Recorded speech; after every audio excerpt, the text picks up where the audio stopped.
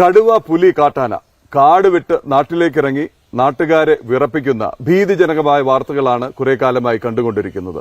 അവിടെ ആശ്വാസത്തിനായി പരിഹാരവുമായി ഓടിയെത്തുന്ന ടീമിനെ നയിക്കുന്നത് ഡോക്ടർ അരുൺ സക്കറിയാണ്. മയക്ക് വെടി വെക്കൂ, ആനയെ പിടിക്കൂ എന്ന് പറയുന്നു, മയക്ക് വെടി വെക്കൂ, കടുവയെ പിടിക്കൂ എന്ന് പറയുന്നു. അപ്പോ ഇതെല്ലാം കേട്ടാൽ തോന്നുന്നു ഒരു ഷാർപ്പ് ഷൂട്ടറാണ് ഡോക്ടർ അരുൺ സക്കറിയ എന്നുള്ളത്. അരുൺ സക്കറിയ എന്നുള്ള വെറ്ററിനറി വിദഗ്ധനെ നമുക്കൊന്ന് അടുത്ത് പരിചയപ്പെടാം. സ്വാഗതം ഡോക്ടർ അരുൺ സക്കറിയ ന്യൂസ് 18 കേരളത്തിലേക്ക്. അപ്പോൾ ഡോക്ടർ എങ്ങനെ കാട് കയറി, എങ്ങനെ മൃഗങ്ങളുമായുള്ള ഈ ഒരു ജീവിതം ആരംഭിച്ചു? എന്തായിരുന്നു പ്രചോദനം അല്ലെങ്കിൽ പ്രകോപനം? ഇത് ഒന്ന് നമുക്ക് കാട് കയറാന്ന് വിചാരിച്ചിട്ട് വെറ്റനറി ഡോക്ടറായ ഒരു വ്യക്തിയാണ് ഞാൻ. വൈൽഡ് ലൈഫ് വെറ്റ് ആവുക എന്നുള്ള ഒരുപാട് ഇൻഫ്ലുവൻസ് ഉണ്ട്. ഇപ്പം നമ്മൾ ഇപ്പം നമ്മൾ ഫ്രീ റേഞ്ചിങ് മെഡിസിൻ എന്ന് പറഞ്ഞ സംഭവം ഒരു ചെറിയ ഒരു റീസെന്റ് സയൻസ് ആണ്. ഒരു 30 വർഷം പഴക്കമേ ഉള്ളൂ. സുവോളജിക്കൽ മെഡിസിൻ, സൂ മെഡിസിൻ പണ്ടേ ഉണ്ട്. പക്ഷേ കാർഡും ഇത് നമുക്ക് ഫ്രീ റേഞ്ചിങ് മെഡിസിനിലേക്ക് വരിക എന്നുള്ളൊരു ആഗ്രഹത്തിന്റെ മുകളിൽ അങ്ങനെ വെറ്റനറി ഡോക്ടറായി. ദെൻ അത് കഴിഞ്ഞു 2 വർഷം ഡിപ്പാർട്ട്മെന്റിൽ വർക്ക് ചെയ്തു, ഡെപ്യൂട്ടേഷൻ കിട്ടി. ആദ്യം തന്നെ AFU ആയിട്ട് ജോയിൻ ചെയ്തു. ദെൻ ഇവിടെ കുറച്ചാലും വർക്ക് ചെയ്തു. ദെൻ ഹയർ സ്റ്റഡീസ് പോയി, തിരിച്ചു വന്നു, വീണ്ടും ഇവിടെ തന്നെ ഫോറസ്റ്റിൽ വർക്ക് ചെയ്തു. ഈ ഫ്രീ റേഞ്ചിങ് മെഡിസിൻ ഒന്ന് വിശദീകരിക്കാമോ? ഫ്രീ റേഞ്ചിങ് മെഡിസിൻസ് എന്ന് പറഞ്ഞാൽ ആക്ച്വലി അത് ഒരു ശരിക്കൊരു നല്ലൊരു ടെർമിനോളജി അല്ല അത്. ഓക്കെ, കൺസർവേഷൻ മെഡിസിൻ എന്ന് വേണേൽ പറയാം. എന്ന് പറഞ്ഞു കഴിഞ്ഞാൽ നമ്മൾ വൈൽഡ് ലൈഫിൽ ചെയ്യുന്ന നമ്മളെ ഇന്റർവെൻഷൻസ് മറ്റേ ക്യാപ്റ്റീവ് സിറ്റുവേഷൻ പോലെയല്ല. ഓക്കെ, കാരണം അവിടെ ഒരിക്കലും ഒരു മെഡിസിന്റെ ആവശ്യം വരുന്നില്ല. ഒരു നാച്ചുറൽ സെലക്ഷൻ പ്രോസസ്സ് നടക്കുകയാണ്. അപ്പം നമ്മളെ പ്രശ്നം എന്ന് പറഞ്ഞാൽ നമ്മൾ വെറ്റിനറിയിൽ ചെയ്യുന്നതെന്ന് പറഞ്ഞാൽ ഒരു മെഡിസിനിൽ നമ്മൾ ചെയ്യാന്ന് പറഞ്ഞാൽ ഒരു നമ്മൾ എന്താ പറയുക, ഒരു ഡൊമസ്റ്റിക്കേറ്റഡ് ഒരു പോപ്പുലേഷനെയാണ് ഹാൻഡിൽ ചെയ്യുക. അതെന്ന് പറഞ്ഞാൽ നാച്ചുറൽ സെലക്ഷൻ അല്ല, ഇത് നമ്മൾ ആർട്ടിഫിഷ്യൽ സെലക്ഷൻ പ്രോസസ്സിൽ വരുന്ന ഇതങ്ങനെയല്ല ഇവിടെ സിറ്റുവേഷൻ. ഇവിടെ നാച്ചുറൽ സെലക്ഷനാണ്. ഒരു ടൈഗർ പുറത്തിറങ്ങുന്നത്, ഒരു ആന പുറത്തിറങ്ങുന്നത്, അവർ തമ്മിലുള്ള കോമ്പറ്റീഷൻ, പ്രിഡേഷൻ, ഇതൊക്കെ നാച്ചുറൽ സെലക്ഷൻ പ്രോസസ്സാണ്. ഇതിൽ എത്രമാത്രം ഒരു വെറ്റിനറിയൻ ഇന്റർവെൻഷൻ വേണം എന്നുള്ളത് ഒരു വളരെ ലിമിറ്റഡ് ആയിട്ടുള്ള ചോദ്യമാണ്. പക്ഷേ ഞാനതുകൊണ്ട് പറഞ്ഞത് നമ്മൾ ആസ് എ ഫ്രീ റേഞ്ചിങ് അല്ലെ കൺസർവേഷൻ മെഡിസിൻ എന്ന് പറയുന്ന ആ സാധനത്തിലേക്ക് വരുമ്പോൾ നമ്മൾ ഒരു വെറ്റിനറിയൻ മാത്രമായാൽ പറ്റില്ല. നമ്മൾ എക്കോളജി അറിയണം, ജെനറ്റിക്സ് അറിയണം, ഒരുപാട് ഇതിൽ അറിഞ്ഞേ പറ്റൂ. അപ്പോൾ ഇതൊരു ഒരുപാട് സയൻസിന്റെ ഒരു ക്ലബ്ബപ്പാണ് ഞാനിപ്പോൾ പറഞ്ഞ ഈ സംഭവം. ഈ മേഖലയിൽ നമുക്ക് ഇവിടെയുള്ള വെറ്റിനറി സയൻസ്, ഈ വിദ്യാഭ്യാസം ഇതിനെയൊക്കെ അഡ്രസ് ചെയ്യുന്നുണ്ടോ? ഇല്ല, ഒരിക്കലും അഡ്രസ് ചെയ്യുന്നില്ല. ഒരിക്കലും അഡ്രസ് ചെയ്യുന്നില്ല. ഇത് നമ്മളുടെ താല്പര്യത്തിന്റെ മുകളിൽ നമ്മൾ വരുന്ന ഇതാണ്. അപ്പോൾ ഞങ്ങൾ അന്ന് തുടങ്ങുന്ന സമയത്ത് 98 അവസാനമാണ് ഞാൻ ഇവിടെ വരുന്നത്. അപ്പോൾ അന്ന് തുടങ്ങുന്ന 3 പോസ്റ്റേ ഉള്ളൂ. ഓക്കെ, ഇപ്പം അത് 14 പോസ്റ്റായി മാറി. 6 ഹോസ്പിറ്റലിൽ വരുന്നു. ഗവൺമെന്റ് വളരെ അതിനനുസരിച്ചിട്ട് മുന്നോട്ട് വരുന്നുണ്ട്. അപ്പം അക്കാഡമിക് ലെവലിൽ നമുക്ക് അങ്ങനെ ഒരു ട്രെയിനിങ് ഇല്ല. ഇത് എക്സ്പീരിയൻസ് മാത്രമാണ് ഇതിന്റെ കാര്യം. അതിനൊരു മോഡൽ ഉണ്ടോ ഏതെങ്കിലും രാജ്യം? ഉണ്ട്. സൗത്ത് ആഫ്രിക്ക ഒരു മോഡലാണ്, US ഒരു മോഡലാണ്, US പല ഇതിലും മോഡലാണ്, കനേഡിയൻ മോഡൽസ് ഉണ്ട്. പക്ഷെ അവർ അഡ്രസ് ചെയ്യുന്ന പ്രോബ്ലം അല്ല നമ്മൾ അഡ്രസ് ചെയ്യുന്നത്, അവരെ ഹാബിറ്റാറ്റ് അല്ല നമ്മൾ അഡ്രസ് ചെയ്യുന്നത്. ഓക്കെ, അപ്പോൾ കൺസർവേഷൻ മെഡിസിൻ എന്ന് പറഞ്ഞ സാധനം എന്ന് പറഞ്ഞു കഴിഞ്ഞാൽ ഞാൻ പറഞ്ഞില്ല, ഇതൊരു ഒരുപാട് ബ്രാഞ്ച് നമ്മൾ അറിഞ്ഞാൽ മാത്രമേ നമ്മളെ ഇന്റർവെൻഷൻസ് ലിമിറ്റഡ് ആണ്. ഇപ്പം ഒരു കടുവ പിടിച്ച ഒരു ആനക്കുട്ടിയെ കണ്ടു കഴിഞ്ഞാൽ, ഞങ്ങൾക്ക് അങ്ങനെ ഒരു കേസ് ഉണ്ടായിരുന്നു. ഒരു സായിപ്പിങ്ങനെ പോയപ്പം ഒരു ഇഞ്ചേർഡ് എലഫന്റ് കാഫിനെ കിട്ടി. ഞങ്ങൾക്ക് അറിയുന്നത് ടൈഗർ അറ്റാക്കാണ്. നമ്മളതിന് ഇന്റർവ്യൂ ചെയ്യാൻ പാടില്ല. അതൊരു പ്രിഡേഷന്റെ പാർട്ടാണ്, നാച്ചുറൽ സെലക്ഷന്റെ പാർട്ടാണ്. നമ്മൾ എവിടെ ഇന്റർവ്യൂ ചെയ്യണമെന്നുള്ളത് ആക്ച്വലി അത് മാനേജ്മെന്റാ തീരുമാനിക്കുക, നമ്മളല്ല.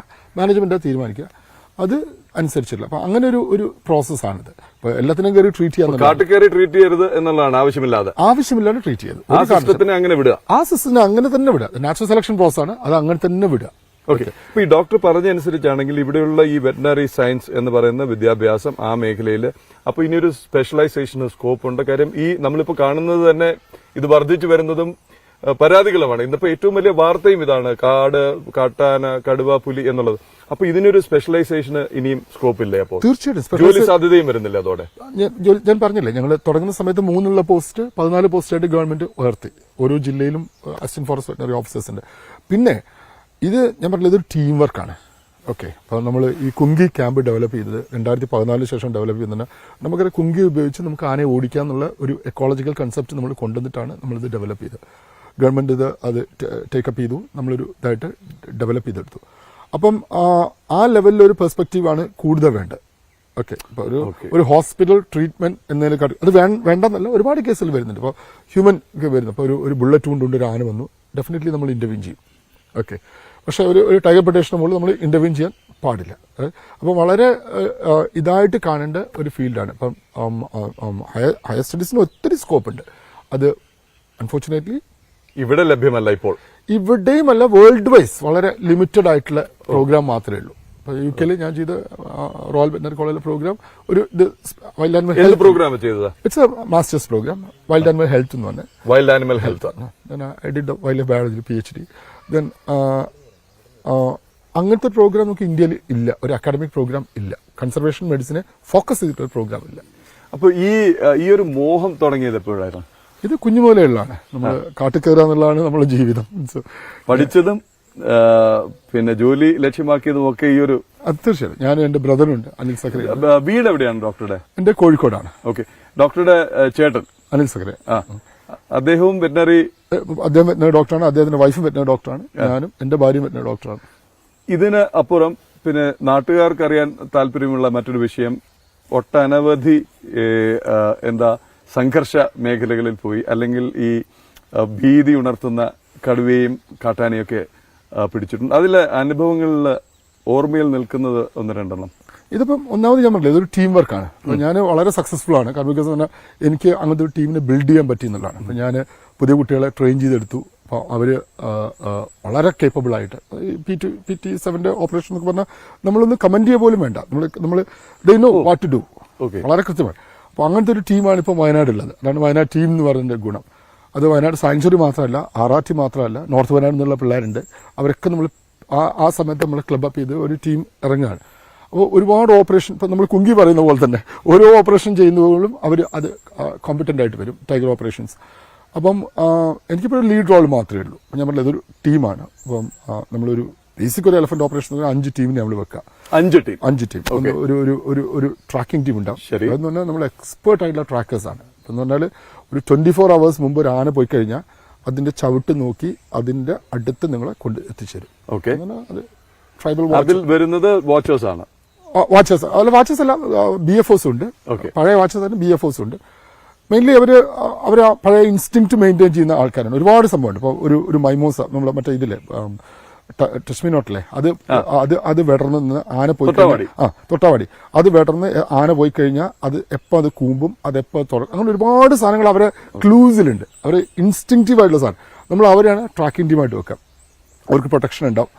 അതിന്റെ പുറകിൽ ഞങ്ങൾ ഉണ്ടാവും, ഡാർട്ടിംഗ് ടീം ഉണ്ടാവും. അതിൽ ഞങ്ങൾക്ക് ഒരു സപ്പോർട്ട് ടീം ഉണ്ടാവും. സപ്പോർട്ട് ടീം തന്നെ അവർ ഈ റോപ്പ് എല്ലാ സാധനങ്ങളും അവരാണ് ക്യാരി ചെയ്യുക. ദെൻ അതിന്റെ പുറകിൽ കുങ്കി ടീം ഉണ്ടാവും. അപ്പോൾ കുങ്കി ഇതിനനുസരിച്ചിട്ട് നമ്മളെ കൂടെ മേർജ് ചെയ്യും. ദെൻ അതിന്റെ പുറകിൽ നമ്മളെ ട്രാൻസ്പോർട്ട് ടീം ഉണ്ടാവും, ഇതിന് ആനിമലിനെ കൊണ്ടുപോകാൻ വേണ്ടിയിട്ട്. അങ്ങനെ ഒരു ടീം ആയിട്ടാണ് ഇത് പോവുക. അപ്പോൾ ആ ടീം ബിൽഡ് ചെയ്യാൻ പറ്റിയെന്നുള്ളതാണ് നമ്മുടെ ഏറ്റവും വലിയ സക്സസ്. ഓരോ ഓപ്പറേഷനിലൂടെ നമ്മൾ ടീം ഡെവലപ്പ് ചെയ്ത് വരുന്നു. അത് ടൈഗർ ആയാലും എലഫന്റ് ആയാലും ലെപ്പേർഡ് ആയാലും മോർ ദാൻ 100 ലെപ്പേർഡ്സ് നമ്മൾ ഡാർട്ട് ചെയ്തിട്ടുണ്ട്. അപ്പോൾ ഇതിന്റെ ചലഞ്ച് എന്ന് പറഞ്ഞാൽ ഓരോ സിറ്റുവേഷൻ അനുസരിച്ച് നമ്മൾ അതിനെ മാറ്റം വരുത്തണം.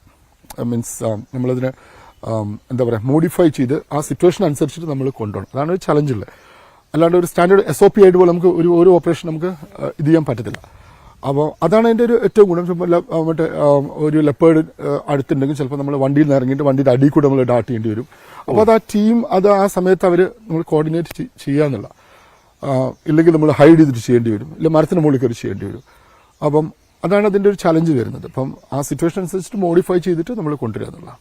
ന്യൂസ് 18 അടക്കമുള്ള ചാനലുകളിലൂടെ നമ്മൾ കണ്ടതാണ് ഈ PT7 ക്യാപ്ചറിൽ ഈ പറയുന്ന 5 ടീമിന്റെ ടീം വർക്കും ആ ഓപ്പറേഷനും. വലിയ ടീമുണ്ട് കേട്ടോ. ഇതൊരു മാനേജ്മെന്റ് ടീമുണ്ട്. അവരാണ് കംപ്ലീറ്റ് തീരുമാനം എടുക്കുന്നത്. അതായത് CCFs, DFOs, അവരാണ് ആ കറക്റ്റ് ഡിസിഷൻസ് എടുക്കുന്നത്. അവരാണ് ടോപ്പിൽ നിൽക്കുന്നത്. എന്നാണ് അവരാണ് ഈ ആക്ഷൻ ഓർഡർ പറയുന്നത്. കറക്റ്റ് സമയം അതിന് ടൈം നമ്മളാണ് ഡിസൈഡ് ചെയ്യുന്നത്. പക്ഷെ ദ ഹോൾ ഓപ്പറേഷൻ മാനേജ് ചെയ്യുന്നത് അതിന് ഇവർക്കൊക്കെ ഭക്ഷണം കൊടുക്കണം, ഇവർക്ക് ട്രാൻസ്പോർട്ടേഷൻ വേണം. അപ്പൊ ഒരു മാനേജ്മെന്റ് ടീമും ഉണ്ടാവും. അത് CCFs, DFOs നിൽക്കുന്ന ഒരു ടീമായിരിക്കും. അവര് ഫീൽഡ് അവർ ബേസ് ക്യാമ്പിലുണ്ടാവും, അവരത് കൺട്രോൾ ചെയ്യും. ചുരുക്കി പറഞ്ഞാൽ കൊല്ലാൻ അല്ലെങ്കിൽ പോലും ഒരു ആർമി ഓപ്പറേഷന് തുല്യമായ ഒരു നീക്കം തന്നെയാണ്. ജനറൽ മുതൽ ഏറ്റവും താഴത്തെ പടയാളി വരെയുള്ളവരുടെ ഒരു കോർഡിനേറ്റഡ് മൂവ് ആണല്ലേ, പ്ലാൻ ചെയ്ത് സ്കീം ചെയ്ത് നീങ്ങുന്നു. അങ്ങനെ ഒരു വിഭാഗീയത ഇല്ലാന്നല്ലേ ഉള്ളൂ, ദ ഹോൾ ടീമാണ്. അതെ, ഞാൻ പറയുന്നത് ടോപ്പ് ടു ബോട്ടം. ഓക്കെ. ഇതിൽ ഡോക്ടർ ഇത് കഴിഞ്ഞ് പറഞ്ഞൊരു വാക്ക്, ഇതൊരു ടെക്സ്റ്റ് ബുക്ക് സ്റ്റൈൽ ഓപ്പറേഷൻ ആയിരുന്നു എന്നാണ് PT7 കുറിച്ച് പറഞ്ഞത്. എന്താ ഉദ്ദേശിച്ചത് എന്ന് പറഞ്ഞാൽ അതിനെക്കുറിച്ച് വ്യക്തമായിട്ടുള്ള ഡാറ്റ കയ്യിലുണ്ടായിരുന്നു. 2 വർഷമായിട്ട് പാലക്കാട് ഫോറസ്റ്റ് ഓഫീസേഴ്സ് അതിനെ ട്രാക്ക് ചെയ്ത് അപ്പോൾ ഇത് പോകുന്ന സഞ്ചാരപഥം, ഇത് എവിടെ ഇറങ്ങുന്നു എന്നൊക്കെ ഉള്ള വ്യക്തമായിട്ടൊരു പിക്ചർ അവരുടെ കയ്യിലുണ്ട്. അപ്പോൾ അതുള്ളതോടെ നമുക്ക് പ്രശ്നമില്ല. ഇപ്പോൾ PM2 അതാ പറ്റിയത്. കാരണം ഇയാൾ ഫസ്റ്റ് ഇവിടെ ഇറങ്ങുന്നു, അറ്റാക്ക് ചെയ്യുന്നു, ഇറങ്ങി അറ്റാക്ക് ചെയ്യുന്നു. അയാളുടെ ഒരു റൂട്ടും ഒന്നും നമുക്കറിയത്തില്ല. അത് ഭയങ്കര ചലഞ്ചായിരുന്നു. അത് ആളുടെ ഡീറ്റെയിൽസ് ഇല്ല, ചരിത്രമില്ല, ഒന്നുമില്ല. ബിക്കോസ് ആള് ആദ്യം ഇറങ്ങി വന്നേക്ക് നേരെ ബത്തേരി ടൗണിൽ കയറുകയാണ്. 2-3 days കണ്ടിന്യൂസ് ആയിട്ട് കയറുകയാണ് ടൗണിലേക്ക്. അപ്പം നമുക്ക് ചലഞ്ചാണ്. കാരണം അയാൾ എവിടെയാണ് പോകുന്നത് ഒന്നും അറിയത്തില്ല. അപ്പം മാത്രമല്ല ഭയങ്കര അറ്റാക്കിങ് എലഫന്റ്. അപ്പം നമ്മൾ കുങ്കിയെ വെച്ചിട്ട് കുങ്കിയുടെ ഇടയിൽ കൂടിയാണ് നമ്മൾ ഡാട്ട് ചെയ്യുന്നത്. മറ്റത് അങ്ങനെയല്ല. മറ്റത് പോകുന്ന വഴികൾ അറിയാം, എല്ലാ ട്രാക്കും അറിയാം. വേറെ ചലഞ്ച് പറഞ്ഞാൽ കാടിൻ്റെ, അത് കാട് സ്റ്റീപ്പായിരുന്നു. മീൻസ് മലയാണ്, അറിയാലോ, ധോണി. ഇത് ചെറിയൊരു സ്ഥലമാണ് ഇപ്പുറത്തെ നാട്ടിൽ. ആ സ്ഥലത്തിനിടയ്ക്ക് നമുക്ക് കൃത്യമായിട്ട് കിട്ടണം. അപ്പോൾ അവർ വളരെ വ്യക്തമായി ട്രാക്ക് ചെയ്തു. 4:30 ഇൻഫർമേഷൻ കിട്ടി. 4:30 നമ്മളെ ട്രാക്കിംഗ് ടീം ഇറങ്ങി. അവർ കൃത്യമായിട്ട് തന്നെ ട്രാക്ക് ചെയ്തു, നമ്മൾ ഡാറ്റ് ചെയ്തു. സപ്പോർട്ട് ടീം വന്നു, ലോറി വന്നു, ലോഡ് ചെയ്തു, കയറ്റി എൻക്രോൾ ചെയ്തു. ധോണിയിൽ കാത്തിരിപ്പായിരുന്നു. ഡോക്ടർ അരുൺ എവിടെയെന്ന് PM2 ഒരു ചെറിയ പണി തന്നിരുന്നു അല്ലേ? കാലിനൊരു ചെറിയ. അതെന്താ ചെയ്തത്? എന്താ സംഭവിച്ചതെന്ന് പറഞ്ഞാൽ നമ്മൾ സെഡേറ്റ് ചെയ്തിട്ടാണ് നമ്മൾ കൊണ്ടുവരിക, ആനിമലിനെ കൊണ്ടുവരിക. കാരണം നമ്മൾ മയക്കത്തിലായിരിക്കും. കാരണം അതാണ് അതിന്റെ ചലഞ്ച്. മയക്കം കൂടുതലായി കഴിഞ്ഞാൽ ആനിമൽ വീണ് കഴിഞ്ഞാൽ നമുക്ക് ആനിമലെ സേവ് ചെയ്യാൻ പറ്റില്ല. എസ്പെഷ്യലി ലോറിയിലൊക്കെ വീണ് കഴിഞ്ഞാൽ. കാരണം ഒരു ആനിമൽ എണീക്കുന്നത് സ്വിങ് ചെയ്തിട്ട് എണീക്കാൻ പറ്റുള്ളൂ. ലോറിയിൽ വീണ് കഴിഞ്ഞാൽ ഒന്നും ചെയ്യാൻ പറ്റില്ല. ഉടനെ ആന്റിഡോട്ട് കൊടുക്കണം. അപ്പം ആ സെഡേഷൻ 7 hours 8 hours നമ്മൾ ആ മെയിൻറ്റെയിൻ ചെയ്ത് കൊണ്ടുപോകുക എന്നുള്ളതാണ് ചലഞ്ച്. ആനിമൽ നടക്കാൻ കഴിയണം, മയക്കം വേണം, ആനിമൽ അറ്റാക്ക് ചെയ്യരുത്, അതിൽ മെയിൻറ്റെയിൻ ചെയ്ത് കൊണ്ടുപോകണം. അപ്പം അനസ്തീഷ്യ അല്ല, ടൈഗറിലൊക്കെ നമ്മൾ ഉപയോഗിക്കുന്ന അനസ്തീഷ്യ. ഇത് ഹിപ്നോസിസ് എന്ന സ്റ്റേജിൽ നമ്മൾ കൊണ്ടുവരിക. ഇതിന് സെഡേഷനിൽ ഹിപ്നോസിസ് എന്ന സ്റ്റേജിൽ ഒരു അനസ്തീഷ്യ താഴെ നിൽക്കുന്ന, പക്ഷെ ആനിമലിന്റെ മസിൽസ് എല്ലാം കോർഡിനേറ്റ് ചെയ്യണം, നിൽക്കണം. ലോറിയിൽ നിൽക്കുമ്പോൾ വീഴരുത്, ബാലൻസ് ചെയ്യണം. ആ ലെവലിൽ നമ്മൾ ആ മെയിൻറ്റെയിൻ ചെയ്ത് ടോപ്പ് അപ്പ് ചെയ്ത് മാത്രമല്ല ഇത് നമ്മൾ മെഡിസിൻസ് ഒരു 1 hour കിട്ടുള്ളൂ, എഫക്റ്റ് കിട്ടുള്ളൂ. അപ്പോൾ നമ്മൾ ടോപ്പ് അപ്പ് ചെയ്ത് അത് കൂടിക്കഴിഞ്ഞാൽ അബദ്ധം. ആ ലെവലിൽ ഹിപ്നോസിസ് കൊണ്ടുപോയി നമ്മൾ കയറ്റാന്നുള്ളതാണ്. ഈ അവിടെ എന്താ സംഭവിച്ചത്? അല്ല, ഇതിൽ സംഭവിച്ചത് PM2 നമ്മൾ കൊണ്ടുവന്ന് എൻക്രോൾ ചെയ്യുന്നതിന് മുമ്പ് നമ്മൾ സാധാരണ നമ്മൾ കുങ്കി വെച്ചിട്ട് ഇറക്കുക. അപ്പോൾ കുങ്കി ഇല്ലാത്ത സ്ഥിതിക്ക് എനിക്ക് വേറെ ഓപ്ഷൻ ഉണ്ടായില്ല. കംപ്ലീറ്റ് മയക്കം എടുക്കുക എന്നുള്ളതാണ്. അപ്പോൾ ആന്റിഡോട്ട് കൊടുക്കുക ഇൻട്രാവീനസാ. ഓക്കെ, ഇൻട്രാവീനസ് ചെവിയിലാണ് കൊടുക്കുക. ഇൻട്രാവീനസ് ചെവിയിലേക്ക് കൊടുക്കാൻ പറ്റും. അപ്പം ലോറി കയറി ഇൻട്രാവീനസ് കൊടുക്കുന്ന സമയത്ത് പെട്ടെന്ന് എണീക്കും ആനിമൽ. നമ്മൾ നീഡിലെടുക്കുന്നതിന് മുമ്പ് തന്നെ ചിലപ്പോൾ ആനിമൽ ഫാസ്റ്റ് ആയിട്ട്. അപ്പം അത് കൊടുത്തു. അപ്പോഴത്തേക്ക് പുള്ളി എന്റെ കാല് പിടിച്ചു വലിച്ചിട്ട് കാല് കടിച്ചു. അപ്പോഴത്തേക്ക് ആൾക്കാർ നമ്മളെ സ്റ്റാഫ് എല്ലാവരും ചാടി പിടിച്ചു. അപ്പൊ ഡോക്ടർ മനഃപൂർവ്വം വൈകിയതല്ല, മനസ്സിലായല്ലോ. ഒരു ആന്റിഡോട്ടിന്റെ അനന്തര ഫലമാണ്. പൊസിഷൻ, ചെവിയുടെ ആ പൊസിഷൻ ആകുമ്പോൾ പെട്ടെന്ന് കിട്ടും. അവിടെ ചെന്ന് നിൽക്കുകയാണ്. കൈവാക്കിനെന്ന് ഞങ്ങളുടെ നാട്ടിൽ പറയും, ചെന്ന് നിന്ന് കൊടുത്തത്.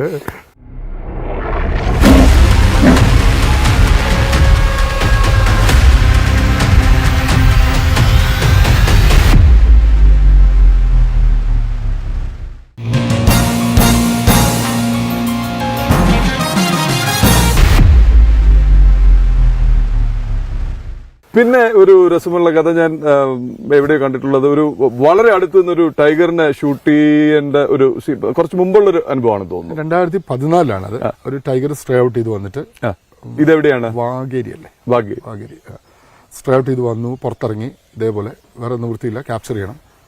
അപ്പം ഒരു ചെറിയൊരു ഹില്ലക്കിന്റെ മുകളിൽ ഇങ്ങനെ നിൽക്കുകയാണ്. ആയിരക്കണക്കിന് ആൾക്കാർ ചുറ്റുമുണ്ട്. അപ്പം ഞാൻ വന്നു. നേരെ ഞാൻ ഉണ്ടായിരുന്നു, എൻ്റെ റേഞ്ച് ഓഫീസർ ഉണ്ടായിരുന്നു, 2 ഗാർഡ്സും ഉണ്ടായിരുന്നു. അപ്പം നമ്മൾ പോയി ഒന്ന് നോക്കാൻ വേണ്ടി പോയതാണ്. അപ്പം തന്നെ പുള്ളി ചാർജ് ചെയ്തു. Clean charge. കടുവ ചാർജ് ചെയ്തു. അപ്പം റേഞ്ചേഴ്സ് സൈഡിലേക്ക് പോയി, വാച്ചേഴ്സ് ഇങ്ങോട്ട് പോയി, ഞാൻ സൈഡിലേക്ക് പോയി. ഞാൻ നോക്കുമ്പോൾ എന്റെ പുറകിൽ തന്നെയുണ്ട്. ഓടുകയാണോ? ഞാൻ ഓടി. അപ്പോഴത്തേക്ക് എന്റെ പുറകിലുണ്ട്, ഫുൾ ചാർജ്. ഞാൻ തിരിഞ്ഞു, അയാളും തിരിഞ്ഞു. ഞങ്ങൾ ഫേസ് ടു ഫേസ് ആയി. പിന്നെ എന്റെ ട്രാങ്കുലൈസിംഗ് ഗൺ ഉണ്ടായിരുന്നു, ഞാനിത് ചടിച്ചു. അപ്പോഴത്തേക്കത് ജമ്പ് ചെയ്തു, എന്റെ മുകളിൽ വീണു. ഞാൻ ഷൂവിൽ കിട്ടി, ഗണ്ണ് വായിൽ കുത്തി കയറ്റി. ഒരു 2 minute ഫൈറ്റ്. അപ്പോഴത്തേക്ക് ആൾക്കാരെല്ലാം വന്ന് രക്ഷപ്പെട്ടത്. ഒരു ചെറിയൊരു ഇത് മാത്രമേ ഉണ്ടായിരുന്നുള്ളൂ ഭാഗ്യത്തിന്. അത് പക്ഷേ ഒരു ടച്ച് ആൻഡ് ഗോ ആയിരുന്നല്ലേ? അത്ര ക്ലോസ് ആണ്. ഓൺ ടോപ്പ് ഓഫ് മീ ഇവിടെയായിരുന്നു.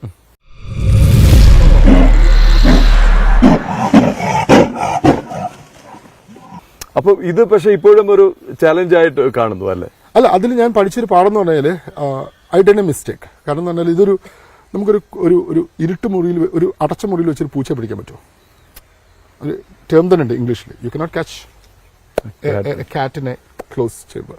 അതുപോലെയാണ് ഇത് ടൈഗറും അത് ക്ലോസ് ചേംബറിൽ നിൽക്കുക, ആൾക്കാർ ചുറ്റും കൂടി നിൽക്കുകയാണ്. അപ്പൊ ഒരു ക്ലോസ് റൂമിൽ നിൽക്കുകയാണ്. ഫസ്റ്റ് ഇൻസ്റ്റിങ് തന്നെ അറ്റാക്ക് ചെയ്യാന്നുള്ളതാണ്, രക്ഷപ്പെടാൻ വേണ്ടിയിട്ടാണിത്, രക്ഷപ്പെടാൻ വേണ്ടിയിട്ടാണ് അറ്റാക്ക് ചെയ്യാന്നുള്ളതാണ്. വളയപ്പെട്ടു എന്നുള്ള തോന്നല് ഒരു പൂച്ച ഒരു റൂമിൽ നിൽക്കുന്ന പോലെ. അതാണ് നമ്മൾ പലപ്പോഴും നമ്മൾ ചെയ്യുന്ന ഡാട്ടിങ്ങിന് നമ്മൾ സർപ്രൈസിലാണ് ഡാട്ട് ചെയ്യുക. നമ്മൾ അതാണ് ഈ ആൾക്കാർ നിൽക്കുന്ന പ്രശ്നം. ഈ കഴിഞ്ഞ ടൈഗർ ഡാട്ടിങ്ങിന്റെ പ്രോബ്ലം എന്ന് പറഞ്ഞാൽ ആൾക്കാർ കൂടുമ്പം അതിന് അറ്റാക്കിംഗ് മൂഡിലാണ് വരിക. മറ്റൊന്നും തന്നെ നമ്മൾ സ്ലോ ആയിട്ട് പരിഭ്രാന്തമായിട്ട് നിന്ന് നമ്മളെ കിട്ടിക്കഴിഞ്ഞാൽ അടിക്കും. അതാണ് നമ്മൾ ഡാട്ടിംഗ് ടീമിന്റെ. മറ്റൊന്നും തന്നെ നമ്മൾ പോയി നമ്മളൊരു ആരോ ഫോർമേഷനിലാണ് നമ്മൾ പോവാം. ഓക്കെ, അതെന്ന് പറഞ്ഞാൽ നമ്മൾ ഫോർ എക്സാമ്പിൾ ടൈഗർ അറ്റാക്ക് ചെയ്ത് നമ്മൾ ആദ്യം തിരിഞ്ഞോടരുത്, തിരിഞ്ഞോടിയാൽ പോയി. ഓക്കെ, അതുകൊണ്ട് ഫസ്റ്റ് അടിക്കും. അതുകൊണ്ടാണ് ഈ മറ്റേ ഇവിടെയൊക്കെ സുന്ദർബൻസിലൊക്കെ ആൾക്കാർ പുറകിൽ മാസ്ക് വെക്കുന്നത്, ഫേസ് ചെയ്ത് നിൽക്കുന്നത് ഒരു ഫീൽ അവന് കൊടുക്കുകയാണ്. അപ്പോൾ അവൻ നിൽക്കും. ടൈഗർ അറ്റാക്കിന് ആദ്യം ചെയ്യുന്നത് you should prove it as big. So കൈ രണ്ടും പൊക്കി വെക്കുക. ഓക്കെ, അപ്പോൾ ഒരുപാട് മോഡൽസ് ഉണ്ടായിരുന്നു. അപ്പോൾ നമ്മൾ ഉപയോഗിക്കുന്ന ആ സെയിം ഇതാണ്. നമ്മളൊരു ആരോ ഫോർമേഷനിലാണ് നമ്മൾ ടൈഗർ അറ്റാക്കിനൊക്കെ പോവുക. ഫ്രണ്ട് ട്രാക്കർ ഉണ്ടാവും, അവർക്ക് പ്രൊട്ടക്ട് ചെയ്ത് 2 ഗൺമാൻ ഉണ്ടാവും, അതിന്റെ നടുക്ക് ഡാർട്ടർ ഉണ്ടാവും, അതിന് ചുറ്റും ഉണ്ടാവും രണ്ട് ഗൺമാൻമാർ ഉണ്ടാവും, സപ്പോർട്ട് ടീം ഉണ്ടാവും, ഒരു 9 പേര്. അപ്പോൾ നമ്മൾ ഇങ്ങനെ ഒരു ആരോ ഫോർമേഷനിൽ പോകുമ്പോൾ it's a big team, right? അപ്പോൾ ടൈഗർ അറ്റാക്ക് ചെയ്യില്ല.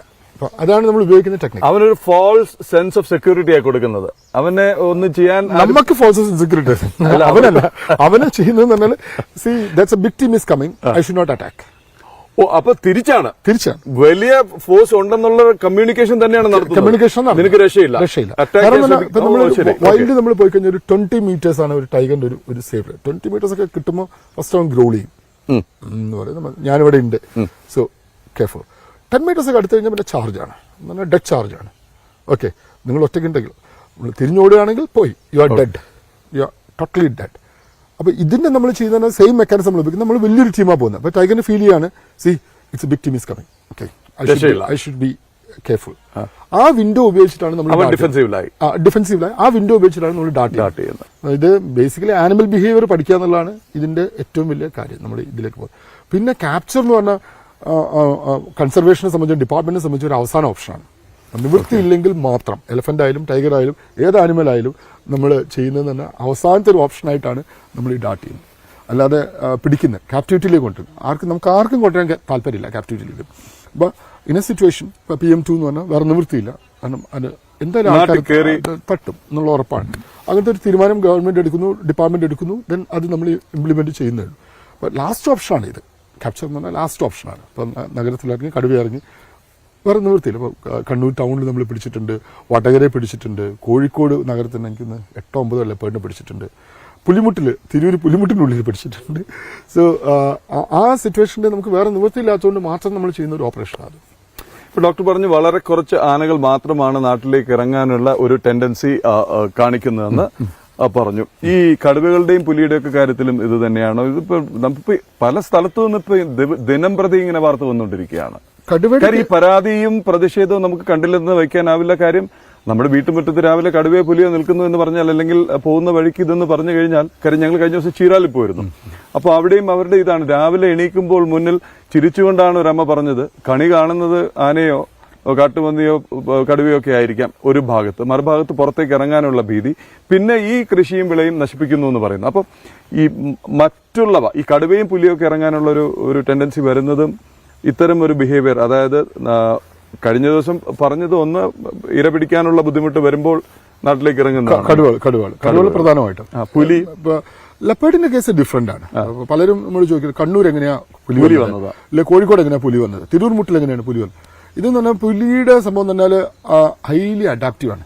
ലെപ്പേർഡ് ഹൈലി അഡാപ്റ്റീവ് ആണ്. ഇയാൾ ഏത് ഒരു സ്യൂവേജിന്റെ പോലും പുള്ളിക്ക് ജീവിക്കാൻ പുള്ളി വഴി കണ്ടെത്തും. അപ്പം മെയിൻ സംഭവിക്കുന്നത് ഈ എല്ലാ കാട്ടിൽ നിന്നും പുഴകൾ വരുന്നുണ്ടല്ലോ, ഈ റിപ്പയർ എക്കോളജി എന്ന് പറയും. ഈ പുഴയുടെ സൈഡിലെല്ലാം കാടുണ്ടാവും, അവിടെ ചെറിയ മൈക്രോ എക്കോളജി ഉണ്ടാവും. ഇയാളിങ്ങനെ പോയി ഒരു സ്ഥലത്ത് പോയി അവിടെ കുറേ ഉണ്ടാവും, അത് തിന്ന് ഫൈനലി ഇയാൾ എത്തുന്നത്, ഈ പുലികളെല്ലാം എത്തുന്നത് കടലിന്റെ അവിടെയാണ്. ഇവിടുന്നാണ് നമുക്ക് കിട്ടുന്നത്. പുഴയെ പിന്തുടർന്ന് വരുന്ന. അപ്പം ലെപ്പേർഡിന്റെ സ്വഭാവം എന്ന് പറഞ്ഞാൽ അത് ഹൈലി അഡാപ്റ്റീവ് ആണ്. ടൈഗർ അഡാപ്റ്റീവ് അല്ല, ടൈഗർ ഒരു കോസ്റ്റ് സ്പീഷീസ് ആണ് ബേസിക്കലി. അപ്പം അതിന് ഇഞ്ചുറി വന്നു, ഒരു ഹൈലി ടെറിട്ടോറിയൽ സ്ഥലത്തിൽ നിലനിൽക്കാൻ പറ്റുന്നില്ല. കാരണം ഇൻഫൈറ്റ് ഭയങ്കരമാണ്. ടൈഗറിന്റെ ഇൻഫൈറ്റ് ഭീകരമാണ്. കാരണം അപ്പെക്സ് പ്രിഡേറ്ററാണ്. ടൈഗറിന് ആകെ 2 പ്രിഡേറ്റേഴ്സ് ഉള്ളൂ. ഒന്ന് അവൻ തന്നെയും പിന്നെ മനുഷ്യനും. ഓക്കെ, സോ അവർ തമ്മിലുള്ള ഫൈറ്റ് വരുമ്പം വേറെ പ്രിഡേറ്റ് ചെയ്യാനൊന്നുമില്ല ടൈഗറിന്. അവർ തമ്മിലുള്ള ഫൈറ്റാണ് വരുന്നത്. ആ ഇഞ്ചുറി വന്നു കഴിഞ്ഞാൽ പുള്ളി നേരെ പുറത്തേക്ക് ഇറങ്ങും. എല്ലാ ടൈഗറും ഇറങ്ങില്ല, ഞാൻ പറഞ്ഞ പോലെ തന്നെ. ചില ടൈഗേഴ്സ് അവർ അഡാപ്റ്റ് ചെയ്ത് പുറത്തേക്ക് വരും. ഇപ്പം നമുക്ക് കിട്ടുന്നതല്ല ഈ കെട്ടിയിട്ട ആനിമലിനെയാണ്, ഇത് സ്റ്റോൾ ഫീഡ് ചെയ്തിട്ടുള്ള ആനിമൽസിനെയാണ് കിട്ടുക, പിടിക്കുക. പക്ഷെ ഇതൊരു ഭീഷണിയായി തന്നെ നിലനിൽക്കുകയാണ് ഇപ്പോഴും, ഒരു യാഥാർത്ഥ്യമാണ്. ഭീഷണിയാണ് ആക്ച്വലി. ഇപ്പം വയനാട് സംബന്ധിച്ചോളം ഇതാണ് പ്രശ്നം. വയനാട് എന്ന് പറഞ്ഞാൽ കാടും നാടും തിരിച്ചറിയാൻ പറ്റാത്ത രീതിയിലുള്ള ഒരു സ്ഥലമാണ്. കാരണം ഇങ്ങനെ ഒരു കൈവച്ച പോലെയാണ്, കാട് അതിനിടയ്ക്ക് നിൽക്കുന്നു. അപ്പം അതുകൊണ്ട് വയനാട്ടിൽ ചലഞ്ചസ് കൂടും. ഓക്കെ, ബാക്കി പല സ്ഥലങ്ങളിലും കാട് വേറെ സെപ്പറേറ്റ്, വേറെ നാട് സെപ്പറേറ്റ് ആയിട്ട് നിൽക്കുന്നു. പക്ഷെ വയനാട് സംബന്ധിച്ചോളം അങ്ങനെയല്ല. അല്ലാണ്ട് ഈ കാട്ടിൻ്റെ ഉള്ളിൽ തന്നെയാണ് പല ഏരിയയിൽ നിൽക്കുന്നത്. അപ്പോൾ അവിടെ കോൺഫ്ലിക്റ്റ് കൂടും. കൃഷിയും ആക്ഷനും ഇല്ലാത്ത തോട്ടങ്ങൾ, കൃഷി സ്ഥലങ്ങൾ കാട് പിടിക്കുന്നത് ഇതിനൊരു അത് തീർച്ചയായിട്ടും അതാണ് നമുക്ക് വലിയൊരു ചലഞ്ച്. ഇപ്പം എന്ന് പറഞ്ഞാൽ ഇപ്പം നമ്മളെ അഗ്രികൾച്ചർ എക്കണോമിക്സ് ഒന്ന് തകർന്ന സമയത്ത് പല തോട്ടങ്ങളും ഇത് കാരണം വയനാടിൻ്റെ അടിച്ച് വലിയ തോട്ടങ്ങളുണ്ട്.